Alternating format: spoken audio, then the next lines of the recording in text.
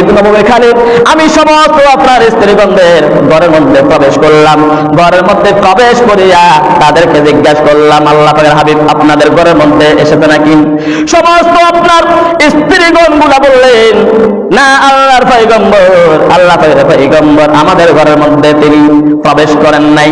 আমি সঙ্গে সঙ্গে পাগলের মতন হয়ে আমি সারাটা বাড়ি আপনাকে তালাশ করে দেখলাম, সারাটা বাড়ির মধ্যে আপনি নেই।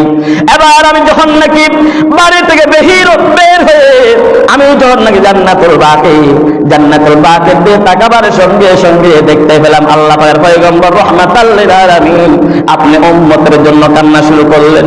ইয়া রাসূলুল্লাহ সাল্লাল্লাহু তাআলা আলাইহি ওয়াসাল্লাম, হুজুর গো কি জন্য এভাবে কান্না করলেন কিছু তো বুঝতে পারেন? আল্লাহ পাক রব্বুল আলামিন তার হাবিব ডাক দিয়ে বললেন, ও আয়েশা আমি যা জানি তুমি তো তা জানো না। ও আয়েশা আমি যা দেখি তুমি তো তা দেখতে পাও না। আয়েশা আমি দেখেছি আল্লাহ পাক রব্বুল আলামিন তার লক্ষ কোটি কোটি রহমতের ফেরেশতারা প্রথম আসমানে আসিয়া তার উম্মতদেরকে ডাকে, ও আল্লাহর নবী, ও গো আল্লাহর উম্মতেরা তোমরা কারা আল্লাহর দরবারে গুনাহ মাফ চাইতে আসো, আল্লাহর দরবারে গুনাহ মাফ চাওয়ার জন্য আসো। আল্লাহ পাক তোমাদেরকে রাত্রে বেলা তোমাদেরকে মাফ করিয়া দিবেন। কাদের নাকি রিজিক লাগবে, রিজিকের জন্য আল্লাহ পাক রব্বুল আলামিন তার দরবারে আসো। আল্লাহ পাক রব্বুল আলামিন তোমাদের রিজিক চাও, রিজিক দিয়ে দিবেন। কার থেকে রোগ বিধির মধ্যে কোন ব্যক্তি রোগ বিধি রোগ ভুগতেছো দীর্ঘদিন পর্যন্ত, আল্লাহ পাক রব্বুল আলামিনের কাছে আসো, আল্লাহ পাক রব্বুল আলামিন রোগ থেকে মুক্তি দান করবেন। কার থেকে অভাব রয়েছে মহান রব্বুল আলামিনের দরবারে আসো। আজকে আল্লাহ পাক রব্বুল আলামিন অবশ্যই তোমাদের দোয়া বা বদদোয়া আল্লাহ পাক রব্বুল আলামিন কবুল করিয়ে নিবি। সুবহানাল্লাহ।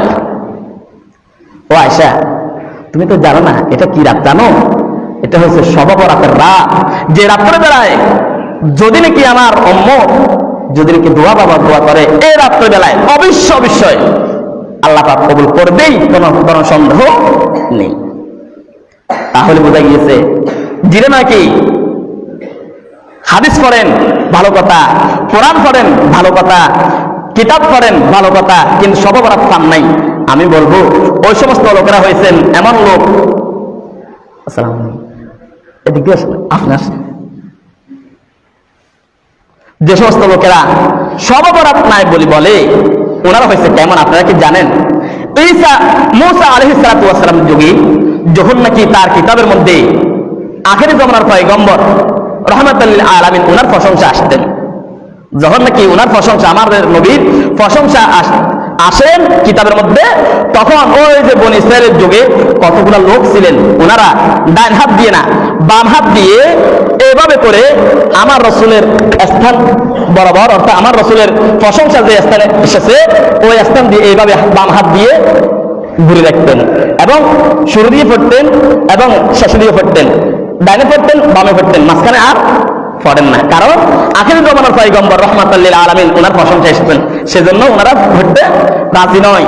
যে সমস্ত ভাইরা কজ্জা করা ইসলামের কাজ নয়, মানুষকে গালাগালি করা ইসলামের কাজ নয়। আমাদের কর্ম হয়েছে ইসলাম কি বলেছে মানুষকে সুন্দরভাবে বুঝিয়ে দেওয়া, মানুষকে সুন্দরভাবে বলা, ভাই আপনি বুঝতে পারেন নাই আপনি কিতাবটা দেখেন, এভাবে আমাদের কর্ম হয়েছে এভাবে। কারণ ইসলাম হয়েছে সৌন্দর্য, ইসলামের সঙ্গে যারা নাকি জড়িত হবে ওনাদের কথাবার্তা হবে সৌন্দর্য। যে সমস্ত ভাইরা বলবে ইসলামের মধ্যে নাই, কোরআনের মধ্যে নাই, হাদিসের মধ্যে নাই, কিতাবের মধ্যে নাই শবে বরাত, বাইরে আমি আপনাদেরকে বলবো যদি কি নাই থাকে তাহলে মা আয়েশা রাদিয়াল্লাহু তাআলা আনহা ওনার হাদিসটা কি মিথ্যা? কি আল্লাহ রাসূলের হাদিস কি মিথ্যা হবে? কখনো না। আমার ভাইরা কিতাবের মধ্যে আছে শবে বরাত এটা কেমন গুরুত্বপূর্ণ রাত। আল্লাহ পাক রব্বুল আলামিন হযরত ঈসা আলাইহিস সালাতু ওয়াস সালাম, ঈসা আলাইহিস সালাতু ওয়াস সালাম তো ছিলেন, ওনার নাম জানেন না সবাই? ঈসা আলাইহিস সালাতু ওয়াস সালাম ওনার আব্বাজান ছিলেন না, ওনার পিতা ছিলেন না। পিতা ছাড়া আল্লাহ পাক যেটাই চান ওটাই করতে পারেন, যদি ইচ্ছা হয় আল্লাহ পিতা ছাড়া সন্তান মায়ের পেট থেকে দুনিয়ার দিকে পাঠাতে পারেন। হযরত ঈসা আলাইহিস সালাতু ওয়াস সালাম উনি আল্লাহ পাকের নবী, ওনার বাবাজান ছিল না, ওনার আব্বা ছাড়া আল্লাহ পাক মরিয়ম আলাইহিস সালাতু ওয়াস সালাম ওনার পেট থেকে হযরত ঈসা আলাইহিস সালাতু ওয়াস সালামকে দুনিয়ার বুকে পাঠাইছেন। ঈসা আলাইহিস সালাতু ওয়াস সালাম একবার হঠাৎ করে নবী হিসাবে তো আল্লাহ থেকে প্রশ্ন করতে পারে, এটা কোনো আইবের কিছু না। কারণ হযরতে মূসা আলাইহিস সালাতু ওয়াস সালাম অনেক অসংখ্য অগণিত প্রশ্ন করেছেন আল্লাহ পাককে তুর পাহাড়ের মধ্যে গিয়ে। আমি মনে হয় কিছুদিন আগে একবার বলেছিলাম। তো ঈসা আলাইহিস সালাতু ওয়াস সালাম বললেন, আল্লাহ আমার মতো এত বড় বুজুর্গ এই পৃথিবীর জমিনে আর আছে? কে বললেন? ঈসা আলাইহিস সালাতু ওয়াস সালাম। যখন নাকি এই কথাটুকু বললেন, আল্লাহ পাক রব্বুল আলামিন তিনি বললেন, ও ঈসা তুমি একটা কাজ করো, প্রশ্ন করেছো, প্রশ্নের উত্তর তোমার কর্ম দিয়ে তুমি পেয়ে যাবে। তো কি কাজ করবো? সেটা হয়েছে এই যে লম্বা পথ দেখেছো, রাস্তা দেখেছো, এই রাস্তা দিয়ে তুমি যাও, এই রাস্তা দিয়ে তুমি যাও। যখন নাকি ঈসা আলাইহিস সালাতু ওয়াস সালাম তিনি চললেন, হঠাৎ করে পথের মধ্যে বিশাল একখানা পাথর, বিশাল একখানা পাথর, সেই পাথরটুকু যখন নাকি তার সামনে উপস্থিত, ঈসা আলাইহিস সালাতু ওয়াস সালাম দাঁড়িয়ে গিয়েছেন। এবার হবে কি? আমার পথের মধ্যে পাথর কেন? এত বিশাল পাথর, যে পাথরকে আমি ফাঁস দিয়ে ফাঁস কাটে আমি যেতে পারবো না, কারণটা কি? হযরত ঈসা আলাইহিস সালাতু ওয়াস সালাম দাঁড়াইলেন, দাঁড়ায় অনেক কথা চিন্তা করলেন, হায় আল্লাহ কি করতে পারি, এবার কি করবো? ঈসা আলাইহিস সালাতু ওয়াস সালাম আল্লাহর কাছে বললেন, আল্লাহ আমার পথের মধ্যে পাথর, এই বিশাল একটা পাথর, আমি তো কোনো দিকে যাওয়ার মতন কোনো ক্যাপাসিটি নেই, ডান দিয়ে যাবো ওরকম পথ নাই, বাম দিকে যাবো কোনো পথ নেই। আল্লাহ রাব্বুল আলামিন ডাক দিয়ে বললেন, এ ঈসা তোমার হাতের মধ্যে যে লাঠিটুকু আছে ওই লাঠিটুকু দিয়ে ওই পাথর দ্বারা তুমি একটা বাড়ি দাও, পাথরটা ফাড়ি যাবে। আল্লাহ রাব্বুল আলামিন বাড়ি দিলে বলে কি হবে? আল্লাহ রাব্বুল আলামিন বাড়ি দিলে কি হবে তুমি ওই বাড়ি দিবার পরে বলতে পারবে। হযরত ঈসা আলাইহিস সালাতু ওয়াস সালাম তিনি সঙ্গে সঙ্গে আল্লাহ পাকের আদেশ মোতাবেক হযরত ঈসা আলাইহিস সালাতু ওয়াস সালাম তার হাতের মধ্যে যে লাঠি ছিল ওই লাঠি দিয়া ওই পাথরের মধ্যে তিনি আঘাত করলেন। আঘাত করার সঙ্গে সঙ্গে কিতাবের মধ্যে আছে হযরত ঈসা আলাইহিস সালাতু ওয়াস সালাম তিনি যখন আঘাত করলেন, আঘাত করার সঙ্গে সঙ্গে পাথরটি দুই খণ্ডিত হয়ে গেছেন। দুই খণ্ডিত হয়ে যাওয়ার পরে আল্লাহ রাব্বুল আলামিন তার নবী হযরত ঈসা আলাইহিস সালাতু ওয়াস সালাম তিনি লক্ষ্য করে দেখলেন ওই পাথরের মধ্যে একজন আল্লাহ পাকের বান্দা বসে আছেন, সিজদায় পতিত হয়ে আছেন। আল্লাহ রাব্বুল আলামিন তার নবী হযরত ঈসা আলাইহিস সালাতু ওয়াস সালাম তিনি ডাকে বললেন, আল্লাহর বান্দা তুমি কে? আল্লাহ রাব্বুল আলামিন তার বান্দাকে তার মুখে দিয়ে বাইর করে দিলেন, আমি হলাম আল্লাহর বান্দা। তিনি জিজ্ঞাসা করলেন, ওরে আল্লাহর বান্দা তোমার সামনে এত বড় মটকার মতন কি দেখা যাচ্ছে? তিনি বললেন, হুজুর এটা আমার সামনে এসেছেন আল্লাহ রাব্বুল আলামিন জান্নাতুল ফেরদাউস থেকে আমার জন্য ফল পাঠাইয়াছেন। সুবহানাল্লাহ। আরে আল্লাহর বান্দা এই ফল দিয়ে কি করবা? তিনি বললেন, হুজুর আমি এই ফলটা যখন নাকি আমি আমার খিদা লাগে আমি এই ফলটা খেয়ে থাকি। ওরে আল্লাহর বান্দা তুমি এই স্থানের মধ্যে কয় বছর পর্যন্ত পড়ে আছো? তিনি বললেন, হুজুর আজকে 1 বছর 2 বছর নাই, দীর্ঘ 700 বছর এই স্থানের মধ্যে আমি বসে আছি। সুবহানাল্লাহ। আল্লাহর বান্দা এই 700 বছর তুমি কি করো? তিনি বললেন, আমি আল্লাহ রাব্বুল আলামিন ওনার ইবাদত ছাড়া আমি বিন্দু পরিমাণ 1 সেকেন্ড পর্যন্ত আমি বেহুদা সময় কাটাই না।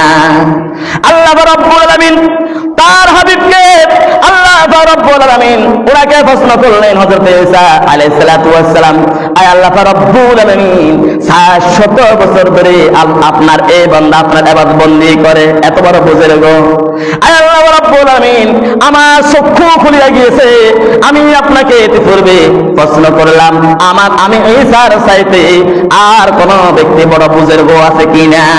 আল্লাহ রাব্বুল আলামিন বললেন, এই ঈসা শুধুমাত্র তাই না, তোমার প্রশ্নের জবাব তুমি পেয়ে গিয়েছো, অতটুকুর মধ্যে সীমাবদ্ধ নয়। তুমি শুনে রাখো, আমি এমন একজন পয়গম্বর, আখেরি জামানার পয়গম্বর দুনিয়ার বুকে প্রেরণ করব, যে আখেরি জামানার পয়গম্বরের উম্মতগুলা তারা দুনিয়ার বুকে আসবেন, শুধুমাত্র দুনিয়ার বুকে আসার পরে আমি আল্লাহর ইবাদত বন্দী করবে, তাদের এক একটা সময় হবে হাজার হাজার রাতের চাইতে বেশি উত্তম। হযরত ঈসা আলাইহিস সালাম বললেন, আল্লাহ পাক রব্বুল আলামিন তাহলে আপনার আখিরি জামানের পয়গম্বরের উম্মতগুলা কি হাজার হাজার বছর ধরে হায়াত পাবে নাকি? তিনি বললেন না, হাজার হাজার হাজার হাজার বছর ধরে হায়াত পাবে না। এমন এমন কতগুলা রাত আসবে, সব বরাতের রাত আসবে, সব মেরাজের রাত আসবে, সব কদরের রাত আসবে। এই রাত্রে বেলা যখন নাকি আমার রাসূলের উম্মতগুলা দাঁড়ায়া দাঁড়ায়া ইবাদত বন্দেগি করবে, কোরআন তেলাওয়াত করবে, আমি আল্লাহর প্রতি জিকির আজকার করবে, আল্লাহ রব্বুল আলামিন বললেন, আমি আল্লাহ রব্বুল আলামিন ওই রাতের বিনিময় তা হাজারো লক্ষ কোটি কোটি রাতের চাইতেও উত্তম তার ইবাদত বন্দেগি আমি আল্লাহ রব্বুল আলামিন কবুল করিয়া নিব। সুবহানাল্লাহ। ঈসা আলাইহিস সালাম সঙ্গে সঙ্গে আল্লাহকে বলেন, আল্লাহ মেহেরবানি করে আমাকে যদি কি নবী না বানাই সেই আখিরি জামানার পয়গম্বরের উম্মত হিসেবে কবুল করতেন আল্লাহ, আমি খুব খুশি হইতাম। কে বলেন? হযরত ঈসা আলাইহিস সালাম। আল্লাহ রাব্বুল আলামিন বললেন, ঈসা তুমি বুঝতে পারলা আমার আখিরি জামানার পয়গম্বর তার কত গুণ এবং তার উম্মতগুলোর কত গুণ তুমি কি বুঝতে পারলা? ইয়া আল্লাহ রাব্বুল আলামিন অবশ্যই বুঝতে পেরেছি। মাবুদ গো, মেহেরবানি করে আমার দোয়াখানি আপনি কবুল করিয়ে নিছেন নাকি আমাকে একটিবার বলেন না। আল্লাহ রাব্বুল আলামিন ডাক দিয়ে বললেন, ওরে আমার ঈসা, অবশ্যই আমি তোমার দোয়া মঞ্জুর করিয়ে নিলাম। সুবহানাল্লাহ। কি জন্য এত গুরুত্ব? কি জন্য? তার উম্মতগুলোর ইবাদত এই শুধুমাত্র শবে বরাতের রাত যে ব্যক্তি নাকি দাঁড়ায় দাঁড়ায় নফল ইবাদত বন্দেগি করবে এবং দাঁড়ায় দাঁড়ায় আল্লাহ পাকের জিকির আজকার করবে, কবরস্থানে যাবে, আমাদের মা আমাদের বাবা ওনারা আমাদের দিকে তাকাই আছে, আমাদের দিকে তাকাই আছে। আজকে রাত এত বড় মুবারকময় রাত, এই রাতের মধ্যে আমার সন্তান আমার কাছে আসে কিনা একটু দেখি, আমার কাছে আসিয়ে আমার কাছে সূরা ফাতিহা পড়ে, সূরা ইখলাস পড়ে একটু দোয়া কলমা হয় কিনা একটু দেখি। ওনারা আমাদের দিকে তাকাই আছেন। শবে বরাতের রাত যখন নাকি আসেন, নিশ্চয় শাবান বলি যাকে বলা হয়েছে, আমার রাসূল বলেন, ও আয়েশা তুমি তো জানো না এটা কত বড় মুবারকময় রাত। আয়েশা রে, কোন ব্যক্তি যদি নাকি এই রাত্রে বেলায় হাজারো লক্ষ কোটি কোটি গুনাহ করেছে, কবিরা গুনাহ করিয়াছে, সগীরা গুনাহ করিয়াছে, জানার গুনাহ করিয়াছে এবং সুদের গুনাহ করিয়াছে, বিভিন্ন ধরনের গুনাহ কাজ কর্ম করিয়াছে, শিরক করিয়াছে, বিদআত করিয়াছে, যত ধরনের গুনাহ করুক না কেন, কোন ব্যক্তি যদি নাকি এই রাত্রে বেলায় আল্লাহর দরবারে আসিয়া যদি নাকি আল্লাহ রব্বুল আলামিনকে ডাকিয়ে বলেন, আয় আল্লাহ রব্বুল আলামিন, গুনাহ করতে করতে পাহাড় পরিমাণ হয়ে গিয়েছে, আসমান পরিমাণ হয়ে গিয়েছে, আয় আল্লাহ রাব্বুল আলামিন আজকে এই রজনীর মধ্যে আপনি দোয়াখানি কবুল করবেন জানি গো মাবুদ। আয় আল্লাহ রাব্বুল আলামিন মেহেরবানি করে এই বরাতের ওসিলায় আমাদের দোয়াখানি কবুল করেন। আল্লাহ পাক রব্বুল আলামিন তার হাবিব বলিয়াছেন, অবশ্যই আল্লাহ পাক রব্বুল আলামিন আমার উম্মতের দোয়াখানি কবুল করিয়ে নিবি। সুবহানাল্লাহ। আয়েশা, ও আয়েশা তুমি তো জানো না, যদি একটু বিলাপ করে করে আমার উম্মতগুলা এই রাতের বেলা যদি কান্না করে, একটু করে চোখের পানি ফালায়ে দোয়া করে, অবশ্যই চোখের পানি জমিনের মধ্যে পড়া দেরি হবে, আল্লাহ পাক তার বান্দাগুলার দোয়া বাবার দোয়া কবুল করতে এতটুকু দেরি হবে না। আয়েশা রে, কোন ব্যক্তি যদি নাকি আল্লাহ রাব্বুল আলামিন দরবারে রব্বানা যালামনা আনফুসানা ওয়া ইল্লাম তাগফির লানা ওয়া তারহামনা লানাকুনান্না মিনাল খাসিরিন, আয় আল্লাহ রাব্বুল আলামিন আমি গুনাহ করিয়াছি, আয় আল্লাহ রাব্বুল আলামিন আমার নফসের প্রতি আমি খতা করিয়াছি, আয় আল্লাহ রাব্বুল আলামিন আমার নফসের প্রতি আমি জুলুম করিয়াছি, মাবুদ আয় আল্লাহ রাব্বুল আলামিন মেহেরবানি করে যদি আপনি আমাদেরকে ক্ষমা না করেন তাহলে আমরা পথহারা হয়ে যাব, পথভ্রষ্ট হয়ে যাব। মেহেরবানি করে আল্লাহ রাব্বুল আলামিন আমাদের সকলকে মাফ করেন, সব বলেন আমিন।